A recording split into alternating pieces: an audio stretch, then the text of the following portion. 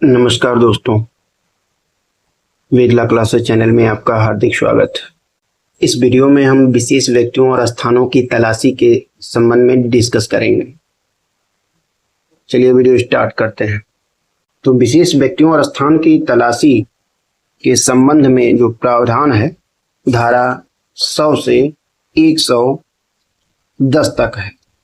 धारा 100, ठीक है, धारा 100 में कहा गया कि सदोष परिरुद्ध व्यक्तियों के लिए तलाशी। तो यदि किसी डीएम, एसडीएम या फर्स्ट क्लास मजिस्ट्रेट को यह विश्वास करने का कारण है कि कोई व्यक्ति ऐसी परिस्थितियों में परिरुद्ध किया गया है कि जो अपराध की कैटेगरी में आता है, ठीक है, तब ऐसी स्थितियों में वह उस व्यक्ति की तलाशी लेने के लिए वारंट निर्देशित कर सकता है, यानी कि वारंट जारी कर सकता है। और उस व्यक्ति को, यानी कि जब जो परिरुद्ध व्यक्ति है वह यदि तलाशी में मिल जाता है, तब ऐसी स्थितियों में उस व्यक्ति को तुरंत उस आदेश को जारी, यानी कि वारंट जारी करने, तलाशी वारंट जारी करने वाले मजिस्ट्रेट के समक्ष उपस्थित करेगा। ठीक है, यह ऐसी रिट है कि इसे बंदी प्रत्यक्षीकरण यानी कि हाइबियस कार्पस रिट के समान इसे माना गया है धारा 100 को। ठीक है, धारा 101 अपहरित महिलाओं या बालिकाओं को वापस करने के लिए विवश करने की शक्ति।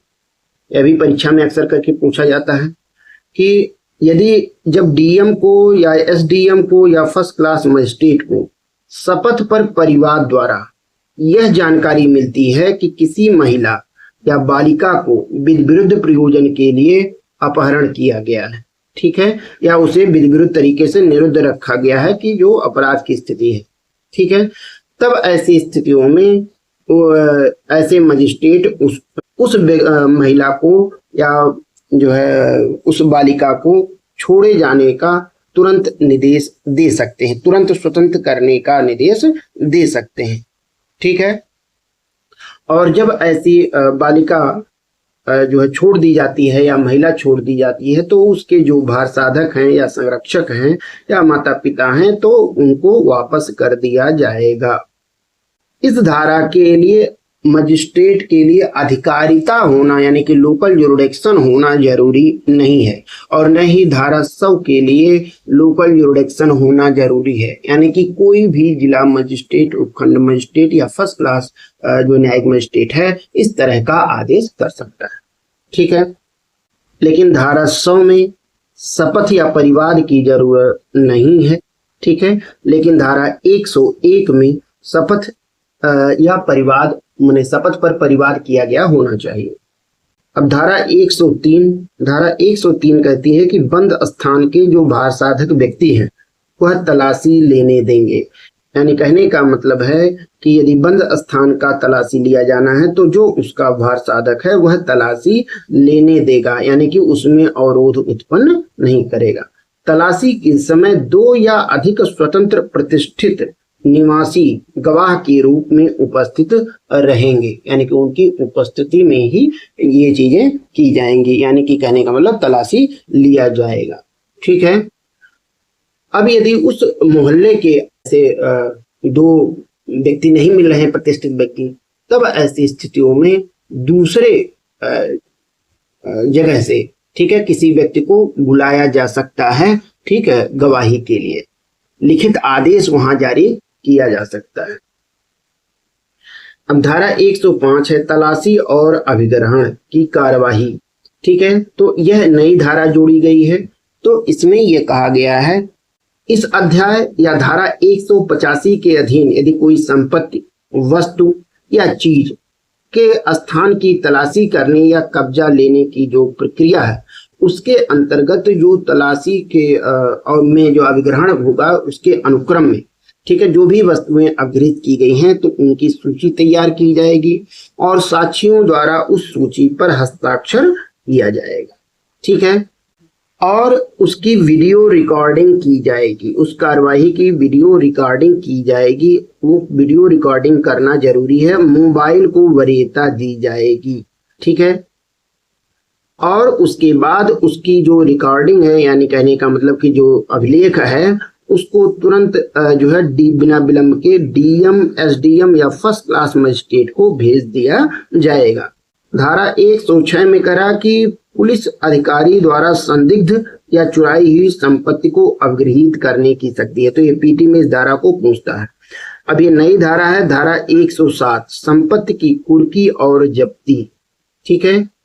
तो इसके संबंध में बताया गया है कि यदि पुलिस अधिकारी अन्वेषण करते समय उसके पास यह विश्वास करने का कारण है कोई संपत्ति प्रत्यक्ष या अप्रत्यक्ष रूप से किसी आपराधिक क्रियाकलाप के परिणाम स्वरूप या किसी आपराधिक कार्य करने से उत्पन्न हुई है, ठीक है, कोई ऐसी संपत्ति है या उसको प्राप्त किया जाता है इस तरीके से, तो ऐसी स्थितियों में पुलिस अधीक्षक या पुलिस आयुक्त के अनुमोदन से, यानी कि इसका पहले अनुमोदन लिया जाएगा, तो ऐसी स्थितियों में करें कि अनुमोदन लेने के बाद, ठीक है, विचारण करने या अपराध का संज्ञान करने या सुपुर्द करने के लिए जो सशक्त न्यायालय है या मजिस्ट्रेट को उस संपत्ति की कुर्की के लिए आवेदन कर सकता है। यानी कि इस तरह की संपत्तियों की कुर्की के लिए उस न्यायालय में जो संज्ञान करने के लिए जो न्यायालय सक्षम है या सुपुर्द करने के लिए, विचारण करने के लिए जो न्यायालय सक्षम है, तो उसके समक्ष आवेदन कर सकता है उस संपत्ति की कुर्की के लिए। लेकिन उसके पहले पुलिस अधीक्षक या पुलिस आयुक्त का अनुमोदन होना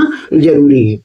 यदि न्यायालय या मजिस्ट्रेट का साक्ष्य लेने की पहले या बाद में यह विश्वास करने का कारण है कि ऐसी संपत्ति को जो है अपराध के लिए प्रयोग किया जाता है, ठीक है, तो वह उस व्यक्ति को 14 दिन के भीतर कारण दर्शित करने के लिए कि उसकी संपत्ति को कुर्क करने का आदेश क्यों न दिया जाए, नोटिस जारी करेगा, ठीक है। और नोटिस जारी होने के बाद यदि ऐसा व्यक्ति 14 दिन के भीतर उपस्थित होकर कारण नहीं देता है तो मजिस्ट्रेट या न्यायालय उसके विरुद्ध एक पक्षीय आदेश पारित कर सकते हैं। और यदि वह उपस्थित होकर कारण स्पष्ट कर देता है और उससे न्यायालय संतुष्ट है तो कुर्की का आदेश पारित नहीं करेगा, अन्यथा कुर्की का आदेश पारित करेगा। यानी कि यदि संतुष्ट नहीं होता तो कुर्की का आदेश पारित करेगा। यदि मजिस्ट्रेट या न्यायालय का यह विचार है कि नोटिस जारी होने से कुर्की या अधिग्रहण का उद्देश्य विफल हो जाएगा, यानी कि वो जो टाइम दिया जा रहा है 14 दिन का, तो ऐसी स्थिति में यदि नोटिस जारी किया जाएगा 14 दिन वाली बात, तो ऐसी स्थिति में कह रहा है कि कुर्की या अधिग्रहण का यदि उद्देश्य विफल हो जाएगा तो ऐसी संपत्ति की सीधे कुर्की या अधिग्रहण का एक पक्षीय अंतरिम आदेश पारित कर सकता है, ठीक है। और यदि न्यायालय या मजिस्ट्रेट यह पाते हैं कि जो अधिग्रहित संपत्ति है उसका जो आगम है, यानी कि जो बेच दिया गया है, यानी कि जो उस संपत्ति को बेचने से जो भी पैसा आया है तो उसका जो आगम है, तो डीएम को अपराध से प्रभावित व्यक्तियों को ऐसे आगम को आनुपातिक रूप से उन व्यक्तियों को जो प्रभावित हैं वितरित करने का निर्देश दे सकता है। और डीएम जो है ऐसे आदेश प्राप्ति की से 60 दिन के भीतर ऐसे आगम को स्वयं वितरित करेगा या वितरित करने के लिए किसी को प्राधिकृत कर सकता है।